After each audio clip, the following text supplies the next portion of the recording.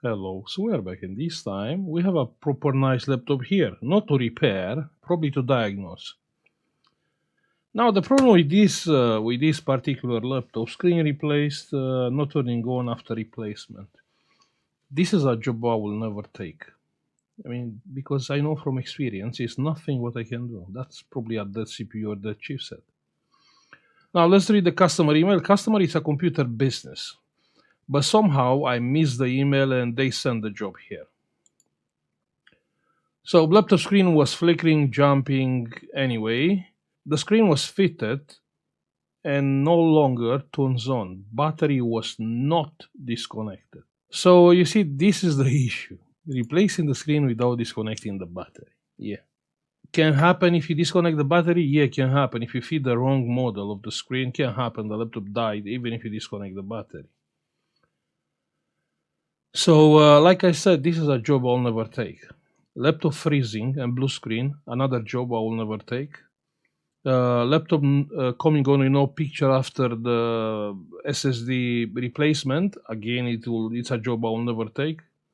And the only reason why I will not take this job because I don't want to charge the customer like the diagnose fee £25 for something I know for sure I can't fix it. I haven't checked this laptop, yeah. I don't even have the charger. But anyway, let's open the laptop. Yeah, we don't have screws. Let's try to diagnose the laptop. Let's see what will happen if you replace the screen without disconnecting the battery. I mean, I can only hope to be wrong. I can only hope to be wrong.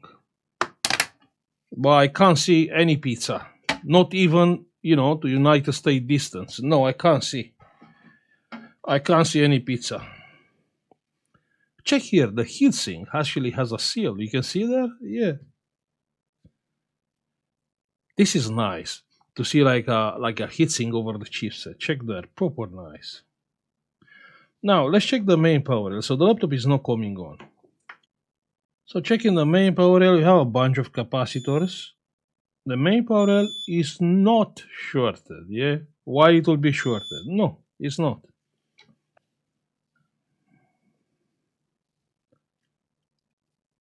Let me come with the power supply on the battery connector because I don't have the charger.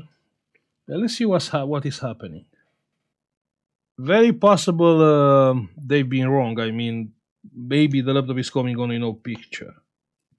So plus here, and it's taking no power. Pressing the power button, and it's taking like 50 milliamps. Check that, you can see. Holding the power button down. No, nothing happened. No, that's all. No. Taking the ground out, the ground is back, 0. Pressing the power button, nothing happened because my ground is not good. Possible. Pressing the power, it's taking 10 milliamps. Okay, pressing the power button, it's taking 50. That's a dead chipset. Now let's take the heatsink out from the chipset. Let's try to have a look. I mean, we could check the coils. Yeah, we could check the coils.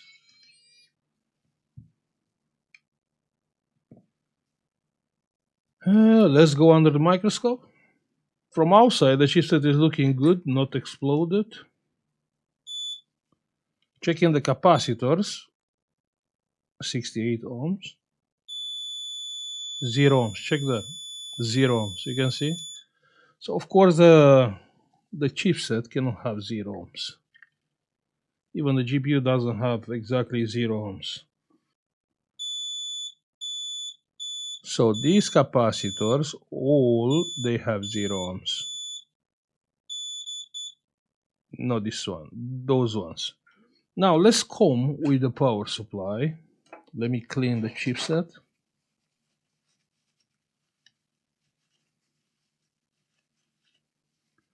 So the chipset is clean. We don't even need the thermal camera. Let me lower the voltage. Yeah, like 0.7. Yeah, it's fine. It's not really important. Alcohol on the chipset. But you can't see the reflections from You can see the reflections from alcohol, maybe like that, yeah. So coming on the chipset, so here we have 0.6 and here we have 0.6. Lol, this is proper shorted.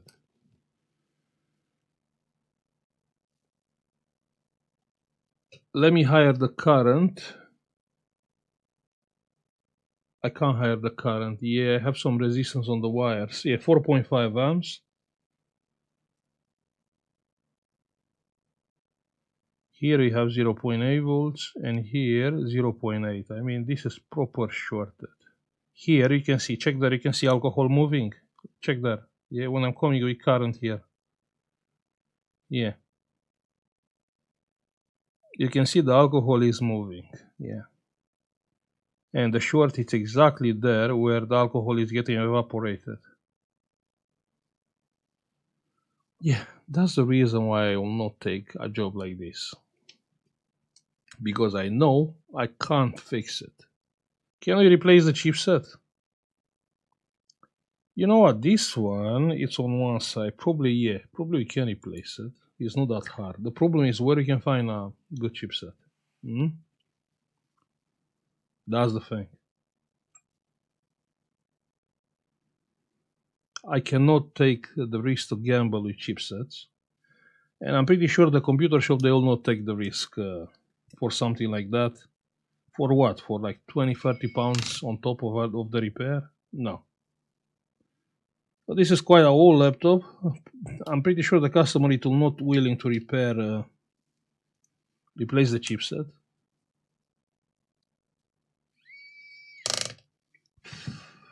So the point I'm trying to make is be careful with the screen replacements. Um, disconnect the battery, disconnect the charger when you are replacing the screen, and be sure you have exactly the same screen. If you start mixing the screens like Full HD with 2.5K or 4K, mixing them can have like different configuration and can happen exactly the same.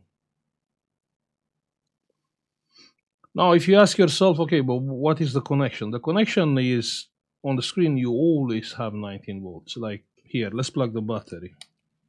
So the battery is plugged. Let's check together.